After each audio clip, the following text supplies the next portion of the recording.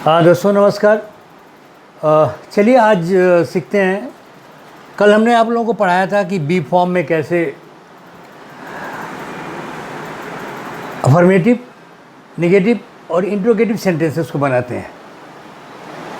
अब इसी क्रम में आगे बढ़ते हुए मैंने आपको बोला था कि आपको दूसरे दिन मतलब आज आप लोगों को मैं बताऊंगा कि इंट्रोगेटिव नेगेटिव सेंटेंसेस कंबाइंड कैसे बनाया जाता है, कैसे इसके स्ट्रक्चर्स होते हैं। तो इसको हम देखते हैं। जैसे आप बोलते हैं कि मेरे पिताजी एक डॉक्टर हैं, मेरे पिताजी एक डॉक्टर थे, मेरे पिताजी एक डॉक्टर होंगे, मेरे पिताजी एक डॉक्टर नहीं है, मेरे पिताजी एक डॉक्टर नहीं थे और मेरे पिताजी एक डॉक्टर नहीं होंगे। फिर इंट्रोगेटिव में था क्या मेरे पिताजी एक डॉक्टर हैं, क्या मेरे पिताजी एक डॉक्टर थे और क्या मेरे पिताजी एक डॉक्टर होंगे।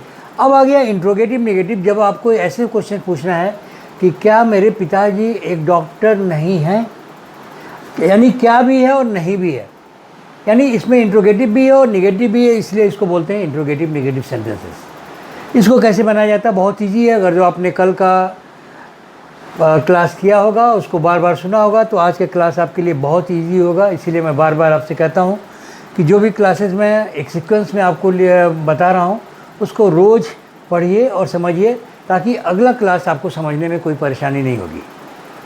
ठीक है, अगर कोई परेशानी होती है तो आप हमसे पूछ सकते हैं और बिल्कुल समझते रहिए। बिल्कुल स्टेप बाय स्टेप मैं आपको जो है क्लासेस बताता रहूँगा, ताकि कैसे हम स्टेप बाय स्टेप इंग्लिश बोलना सीखें और आराम से आप इंग्लिश बोलना सीख जाएंगे। आपको पसंद आ रहा होगा तो सब्सक्राइब करना मत भूलिएगा।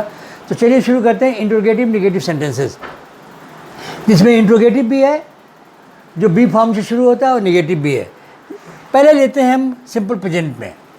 प्रेजेंट में इंट्रोगेटिव नेगेटिव कैसे बनाते हैं, ये आप जानते हैं कि प्रेजेंट टेंस जो प्रेजेंट में होता है वो बी फॉर्म होता है, इज़, एम और आर। तो इसको लेकर के बनाते हैं। तो उसका स्ट्रक्चर जो होता है, पहले बी फॉर्म आएगा, उसके बाद सब्जेक्ट आएगा, उसके बाद नॉट आएगा, फिर ऑब्जेक्ट आएगा। एक तरीका तो ये हो गया। और दूसरा क्या होता है, जो कॉन्ट्रैक्शन लैंग्वेज होता है, जिसमें हम क्या करते हैं कि बी फॉर्म और नॉट को एक साथ जोड़ते हैं, उसके बाद सब्जेक्ट आ जाता है और फिर ऑब्जेक्ट आता है। दोनों तरीके से हम इंग्लिश को बोल सकते हैं, दोनों तरीके से हम सेंटेंसेस को बना सकते हैं। अब इसी क्रम में मैं आपको सेंटेंस कुछ एग्जांपल्स बता रहा हूँ कि कैसे इसको बनाया जाता है। जैसे बोलना है कि क्या वह एक अध्यापक नहीं है, क्या वह एक टीचर नहीं है। इसको दो तरीके से बोल सकते हो। Is he not a teacher, इसमें आपने देखा कि इज़ बी फॉर्म है, ये सब्जेक्ट है, फिर हमने नॉट लगाया पहले वाले स्ट्रक्चर के अनुसार, और उसके बाद अ टीचर ऑब्जेक्ट हो गया। तो आपने क्या बोला, is he not a teacher. अभी हम इसको कॉन्ट्रैक्शन लैंग्वेज, अगर हम चाहें तो इज़ और नॉट को एक साथ लगा देंगे जो इजेंट हो जाएगा। तो क्या हो जाएगा, इजेंट ही अ टीचर। यानी दो तरीके से आप बोल सकते हो कि क्या वो एक टीचर नहीं है, तो is he not a teacher, और दूसरा क्या होगा, इजेंट ही अ टीचर। तो दो तरीके से आप बोल सकते हैं। आप सोचेंगे कि दो तरीके से क्यों बोला जाता है। एक्चुअली क्या होता है कि जब is he not a teacher बोलोगे, इसको कब आप यूज़ करोगे, जब बहुत ही सरप्राइज तरीके, बड़े आश्चर्य रूप से जब क्वेश्चन बनाया जाता है, तो उसमें क्या किया जाता है, इज़ और नॉट को अलग कर दिया जाएगा। Is he not a teacher, surprise है, यानी आपके लैंग्वेज में जो है एक आश्चर्य झलक रहा है, तो आप अलग रहे। और आप ऐसे कैजुअल लैंग्वेज, फॉर्मल लैंग्वेज में होगा तो आप बोलोगे इज़न्ट ही अ टीचर। तो आपने दो तरीके से बनाया, is he not a teacher, isn't he a teacher. अब आई के साथ देखिए, जैसे आई के साथ बोलना है तो क्या बोलोगे, am I not an honest man, क्या मैं एक ईमानदार आदमी नहीं हूँ। तो आपने एम को अलग किया है, नॉट को अलग किया, बीच में सब्जेक्ट डाला है, तो क्या बोला है, am I not an honest man. लेकिन आप चाहो तो एम और नॉट को कॉन्ट्रैक्ट करके आप एमेंड कर सकते हो। तो क्या बोलोगे, amn't I an honest man. तो आप दोनों तरीके से बोल सकते हो, am I not an honest man, amn't I an honest man. इसी तरह चलिए यू के साथ देखते हैं, आर लगता है। आर का यूज़ कैसे करते हैं, जैसे आपको बोलना है कि क्या तुम मेरे दोस्त नहीं हो, आश्चर्य से पूछना है, तो क्या बोलोगे, are you not my friend, are you not my friend. लेकिन आप चाहो तो आर और नॉट को एक साथ जोड़ दो, तो क्या बोलोगे, aren't you my friend, aren't you my friend. तो दो तरीका हुआ, are you not my friend, दूसरा क्या होगा, आरंट यू माई फ्रेंड। अब आ गया दे के साथ भी आर लगाया जाता है, आप जानते हैं, तो दे के साथ भी बनाइए।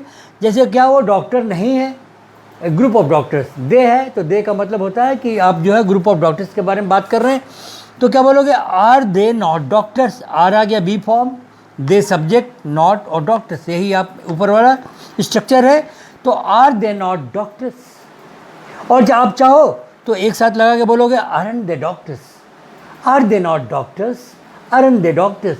तो आपने देखा कि इंट्रोगेटिव नेगेटिव प्रेजेंट में आपने कैसे स्ट्रक्चर बनाया। सिमिलरली यही तरीका पास्ट टेंस में है, क्योंकि प्रेजेंट में केवल प्रेजेंट में जो है इज, एम, आर 3 आता है, पास्ट में केवल वाज और वर आता है। स्ट्रक्चर वही रहेगा, वो उसी स्ट्रक्चर में हम बात करते हैं। इसी को हम अगर जो पास्ट टेंस में अगर जो इंट्रोगेटिव नेगेटिव में बनाते हैं तो कैसे बनाते हैं।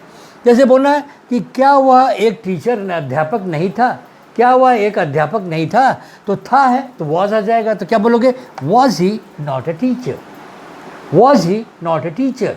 लेकिन आप चाहो तो वॉज और नॉट को एक साथ कर दो, पहले लगा दोगे आप, तो क्या बोलोगे, वॉजंट ही अ टीचर।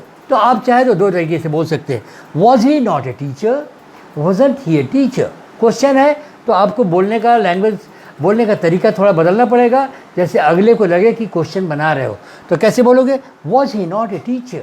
दूसरा क्या होगा, वॉजंट ही ए टीचर। अब आ गया, जैसे बोलना है क्या मैं एक ईमानदार आदमी नहीं था, तो उसके आई के साथ भी वॉज लगता है, और नहीं भी है तो क्या बोलोगे, was I not an honest man, was I not an honest man. और अब चाहो तो आप उसको वॉज और नॉट को जो है कॉन्ट्रैक्ट करो, तो कॉन्ट्रैक्शन लैंग्वेज में आपका बोलोगे, wasn't I an honest man, wasn't I an honest man. अब आ गया वर का यूज। मैंने बोला इसमें वॉज भी होता, वर होता। वर जो है दे और यू के साथ यूज़ किया जाता है। जैसे बोलना कि क्या तुम मेरे दोस्त नहीं थे, क्या तुम मेरे दोस्त नहीं थे, were you not my friend, were you not my friend. और उसका दूसरा तरीका क्या होगा, weren't you my friend, weren't you my friend. और सबके साथ साइन ऑफ इंट्रोगेशन रहेगा। खैर बोलने में साइन ऑफ इंट्रोगेशन की ज़रूरत नहीं, लेकिन लिखने में आपको साइन ऑफ इंट्रोगेशन लगाना पड़ेगा। तो क्या होगा, आपने देखा कि वॉज और वर का यूज़ कैसे इंट्रोगेटिव और निगेटिव में करते हैं, जिसमें बी फॉर्म से शुरू होता है, नॉट लगाया जाता है, लेकिन कॉन्ट्रैक्शन में वॉज और नॉट को एक साथ कर दिया जाता है, यानी बी फॉर्म और नॉट को। तो आपने क्या देखा, was he not a teacher, wasn't he a teacher, was I an honest man, wasn't I an honest man, were you not my friend, weren't you my friend. तो ये था past tense में। अब फ्यूचर में आते हैं। Future में भी वही तरीका है, लेकिन आप जानते हैं कि फ्यूचर में जो है इसमें इज, एम, आर था, प्रेजेंट में, पास्ट में वॉज और वर था, और फ्यूचर में केवल विल बी का यूज़ किया जाता है। तो विल के साथ हम नॉट लगाएंगे, और आप जानते हैं कि बी बाद में चला जाता है, जैसे आपको कल मैंने बताया था। तो जब निगेटिव आप बताओगे तो उसका भी वही स्ट्रक्चर होगा जो स्ट्रक्चर ऊपर दिया गया है। तो यहाँ पर देखिए, जैसे आपको बोलना है कि क्या वह एक टीचर नहीं होगा, will he not be a teacher, will he not be a teacher. और उसी को आप दूसरे तरीके से कैसे बोल सकते हैं, won't he be a teacher, won't he be a teacher, will he not be a teacher. क्या वह एक टीचर नहीं होगा, उसी का दूसरा बोलने का तरीका क्या होगा, ओंट ही बी ए टीचर। चलिए एक और एग्जाम्पल देखते हैं आई के साथ। जैसे क्या मैं एक ईमानदार आदमी नहीं हूँगा, तो क्या बोलोगे, will I not be an honest man, will I not be an honest man. लेकिन जब उसको कॉन्कर करोगे तो ओंट हो जाएगा। तो कॉन्ट्रैक्शन लैंग्वेज में आप क्या बोलोगे, won't I be an honest man, won't I be an honest man. Won't है तो ओंट को जब हम जल्दी से बोलते हैं तो ओन करके हम साइलेंट हो जाते हैं। तो क्या बोलोगे, won't I be an honest man. एक और एग्जाम्पल, क्या वो डॉक्टर होंगे, तो क्या बोलोगे, क्या वो डॉक्टर नहीं होंगे, तो क्या होगा, will they not be doctors, will they not be doctors. और दूसरा तरीका, जब कॉन्ट्रैक्शन लैंग्वेज आएगा तो क्या होगा, own they B doctors, own they B doctors. एक और एग्जाम्पल देखिए जो अलग से बता रहा हूँ। जैसे क्या वह कल यहाँ होगी, क्या वो कल यहाँ नहीं होगी, क्या कल वो यहाँ नहीं होगी, तो क्या हो गए, will she not be here tomorrow, will she not be here tomorrow. और उसी को दूसरे तरीके से क्या बोलोगे, own she be here tomorrow. तो हमने इंट्रोगेटिव निगेटिव आपको बताया कि कैसे इंट्रोगेटिव निगेटिव सेंटेंसेस को हम जो है प्रेजेंट, पास्ट और फ्यूचर में सिंपल तरीके से और कॉन्ट्रैक्शन लैंग्वेज में यूज़ करते हैं। आशा करता हूँ कि इसको आप जो है बार बार अलग अलग सेंटेंसेस अपना बनाइए और उसको बोलने की कोशिश कीजिए। तो निश्चित रूप से बी फॉर्म का जितना भी आपका आएगा वो आप आराम से बोल सकते हैं, चाहे वो अफर्मेटिव हो, नेगेटिव हो, इंट्रोगेटिव हो और इंट्रोगेटिव निगेटिव हो। तो ये सेंटेंसेस आप आराम से बोल सकते हैं। आज के क्लास के अंत में मैं आपको कुछ वर्क टू डू यानी कुछ होमवर्क दूंगा, आशा करते हैं उसका ट्रांसलेशन आप करेंगे। इसके बाद मैं आपको WH फॉर्म बताने जा रहा हूँ कि WH फॉर्म क्या होता है। चलिए WH फॉर्म के बारे में आपको बताते हैं कि WH फॉर्म क्या होता है। देखिए WH फॉर्म का मतलब होता है इंग्लिश में जो what, who, where, when, why, which, whose, whom, how, ये सारे WH फॉर्म है। देखिए सब में WH है, WH यानी व्हाट में भी WH, हु में भी WH, वेयर में, सब में WH से शुरू है। यहाँ तक कि हाउ है, इसमें भी WH है लेकिन W बाद में चला गया। लेकिन ये सारे के सारे किस लिए यूज़ किए जाते हैं? इनका काम केवल क्वेश्चन करना है और कुछ भी नहीं है। मैंने लिखा है कि WH forms are meant for asking questions only and nothing else. इनका कोई काम ही नहीं है, ये वन वर्ड सेंटेंस है और इनका काम केवल क्वेश्चन बनाना है, चाहे प्रेजेंट में हो, चाहे पास्ट में हो, चाहे फ्यूचर में। WH फॉर्म का काम होता है केवल क्वेश्चन बनाना और कुछ नहीं, काम नहीं करते हैं। अब कौन सा WH फॉर्म कौन से क्वेश्चन को पूछता है, किस प्रकार के क्वेश्चन को पूछता है, ये मैं आपको बता रहा हूँ। बहुत सिंपल है, वो चाहे प्रेजेंट हो, चाहे पास्ट में हो, चाहे फ्यूचर में, इनका काम केवल क्वेश्चन पूछना ही होता है। तो शुरुआत करते हैं व्हाट से। व्हाट का मतलब होता है क्या, आप जानते हो और मैं पढ़ा भी चुका हूँ पहले, जब मैं बिल्कुल ही शुरुआत में आपको हु और व्हाट का यूज़ बताया था, वो चीज़ें फिर आ गई आपके सामने। अब आ गया व्हाट। व्हाट वैसे कई चीज़ों को रिप्रेजेंट करता है, कई तरह के क्वेश्चन पूछने के काम आता है। पहला आ गया प्रोफेशन।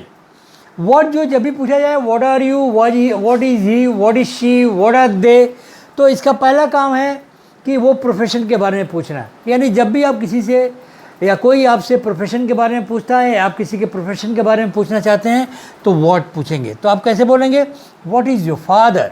अब यहाँ पे आपने पूछा व्हाट इज़ योर फादर। अब देखिए सबके साथ आपको साइन ऑफ इंटरोगेशन लगाना पड़ेगा, क्योंकि मैंने बताया है कि WH फॉर्म का काम केवल क्वेश्चन पूछना है, केवल इंटरोगेटिव सेंटेंसेस बनाते हैं WH फॉर्म में। अब पूछा है व्हाट इज़ योर फादर, मतलब आपके पिताजी क्या हैं। तो जब भी आपको पूछना है किसी के पिताजी के बारे में कि व्हाट इज़ योर फादर, मतलब कि आप उनके प्रोफेशन के बारे में पूछ रहे हैं। My father is a teacher, my father is a doctor, my father is a businessman, तो कुछ भी हो सकते हैं। तो व्हाट पहला जो है व्हाट जो है रिप्रेजेंट करता है वो प्रोफेशन को पूछता है। दूसरा है टाइम। टाइम के लिए भी हम व्हाट का यूज़ कर सकते हैं। जैसे आपकी घड़ी में समय क्या हुआ है, तो what is the time by your watch. क्या बोलोगे, what is the time by your watch. यानी कि आपने व्हाट को लगा के टाइम भी आप पूछ सकते हो। व्हाट जो है नेम किसी का नाम भी पूछना है तो जनरली हम यूज़ कर, लेकिन स्लैंग होता है। कभी भी किसी का नाम व्हाट लगा के मन नहीं पूछा जाए, चाहे छोटा हो या बड़ा हो, व्हाट लगा के नाम नहीं पूछते, लेकिन जनरली लोग यूज़ करते हैं what is your name, what is your father's name. ये स्लैंग लैंग्वेज है। स्लैंग का मतलब होता है कि वो लैंग्वेज जहाँ पे आप इज्जत नहीं देते हो, जो पोलाइट नहीं है, विनम्र नहीं है, तो कभी यूज़ नहीं करना चाहिए। लेकिन जनरली मैं देखा हूँ कि लोग यूज़ करते हैं कि व्हाट इज़ योर नेम, तो आप नाम भी पूछ सकते हो व्हाट इज़ योर नेम। तो आपने देखा व्हाट जो है प्रोफेशन, नेम और टाइम को रिप्रेजेंट करता है। अब आ गया हु मतलब कौन, मतलब ये पर्सन के बारे में पूछता है। हु जो है हमेशा किसी पर्सन के बारे में पूछता है, वो चाहे नेम हो चाहे रिलेशन हो। हु आर यू, तो आप अपना नाम बताएंगे, यानी किसी पर्सन से आप जो है आप पूछोगे हु आर यू, या आपसे पूछा जाए हु आर यू, तो मैंने बताया था आपको, पहले भी बता चुका हूँ। हु और व्हाट में जब कन्वर्सेशन शुरू करते हैं हु और व्हाट से शुरू करते हैं, तो हु आर यू तो आप अपना नाम बताएंगे, हु आर यू।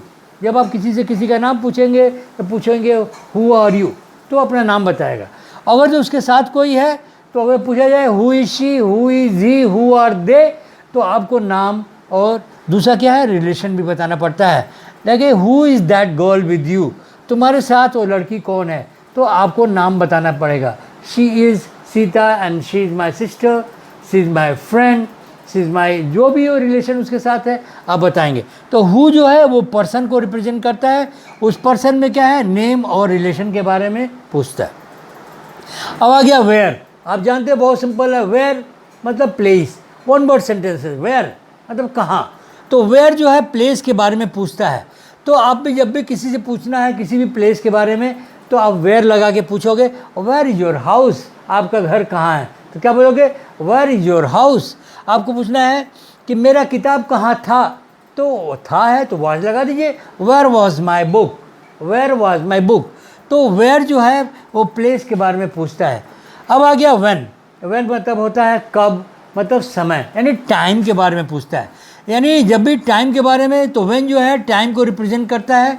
जैसे बोलना है कोई भी किसी फंक्शन के बारे में, किसी प्रोग्राम के बारे में या किसी टाइम के बारे में पूछना है तो आपको व्हेन लगा के पूछना चाहिए। जैसा कि तुम्हारे घर पे फंक्शन कब है, तुम्हारे घर पर फंक्शन कब है, when is the function at your home, when is the function at your home. आपको पूछना है कि तुम लखनऊ में कब होगे, फ्यूचर के लिए पूछ रहा है तो विल भी लगा के बोलोगे। तो क्या बोलोगे, when will you be in Lucknow, when will you be in Lucknow. तो आपने देखा व्हेन जो है हमेशा टाइम को रिप्रेजेंट करता है, तो व्हेन लगा करके हम टाइम पूछ सकते हैं किसी चीज़ के, फंक्शन के बारे में, प्लेस के बारे में आप टाइम पूछ सकते हैं। अब हो गया वाई, क्यों, वन वर्ड सेंटेंस, क्यों मतलब क्यों, रीज़न। जो हमेशा वाई हमेशा रीज़न, कारण पूछता है, क्यों। तो आप कोई भी कारण पूछना है तो वाई लगा के पूछेंगे। जैसे कि तुम क्लास में देर से क्यों हो, तुम क्लास में देर से क्यों हो, तो क्या बोलोगे, why are you late to the class, why are you late to the, आपने कारण पूछा कि तुम क्लास में देर से क्यों, so why are you late to the class. वो कल अब्सेंट क्यों थी, वो कल अब्सेंट क्यों थी, तो क्या होगा, why was she absent yesterday, why was she absent yesterday, यानी रीज़न। वाई जो है हमेशा रीज़न को पूछता है। अब आ गया विच, विच मतलब होता है कौन सा और कौन सी।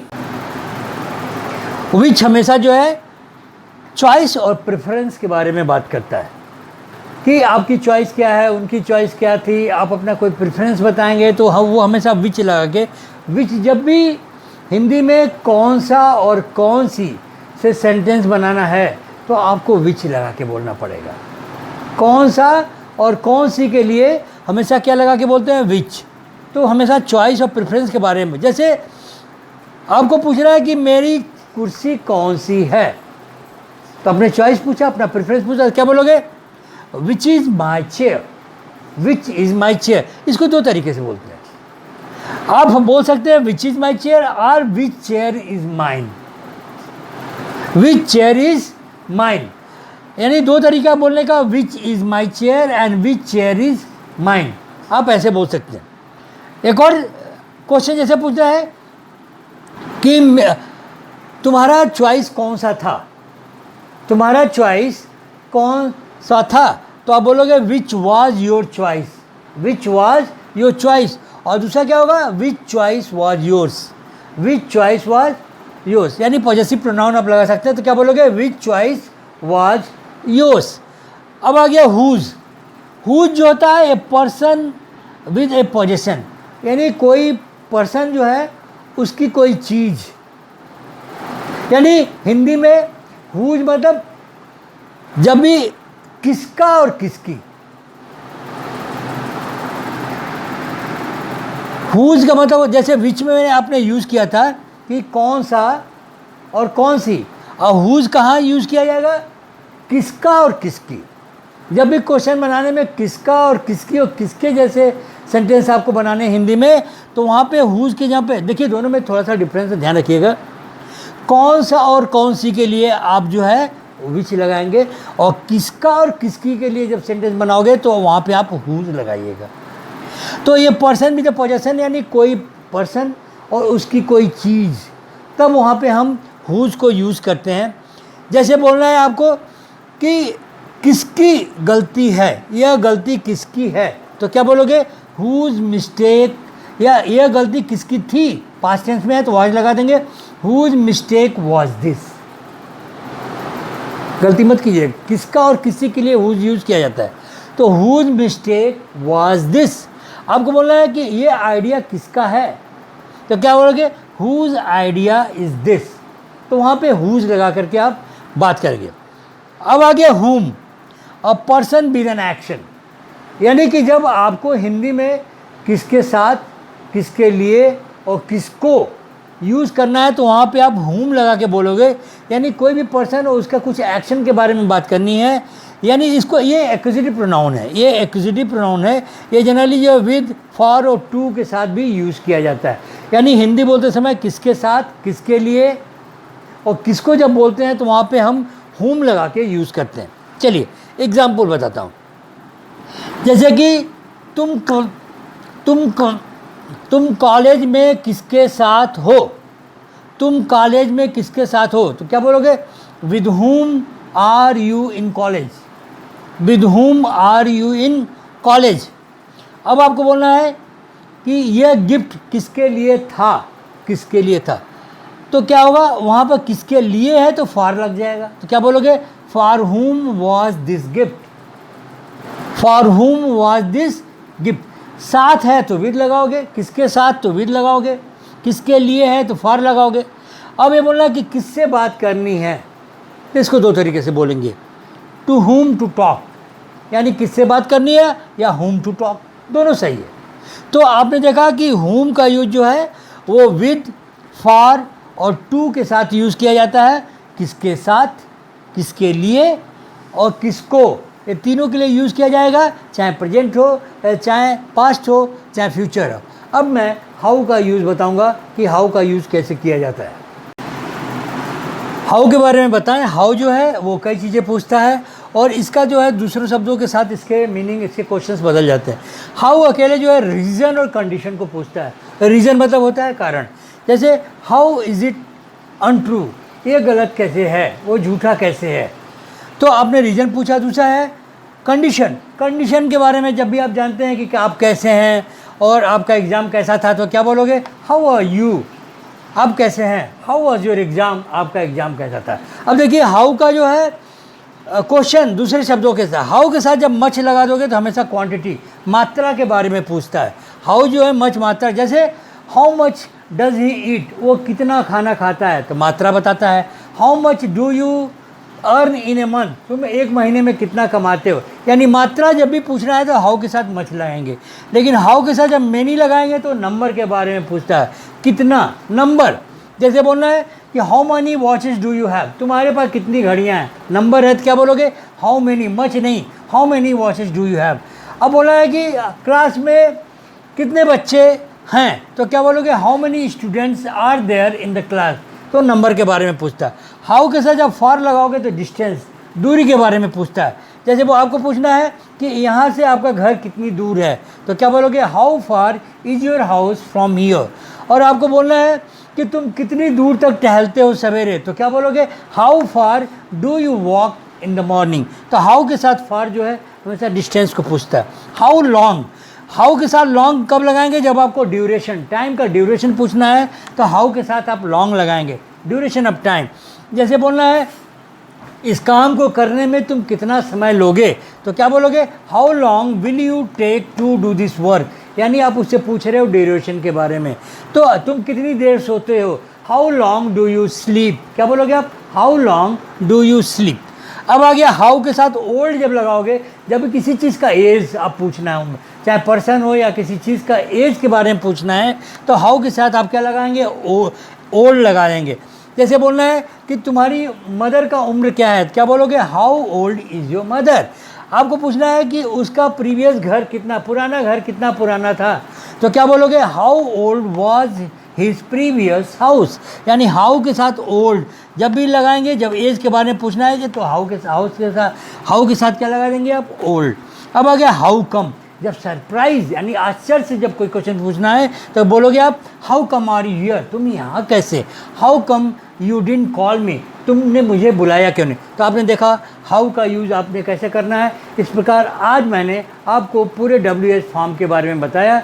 इसको सीखते रहिए और याद कीजिए और इंग्लिश बोलते रहिए।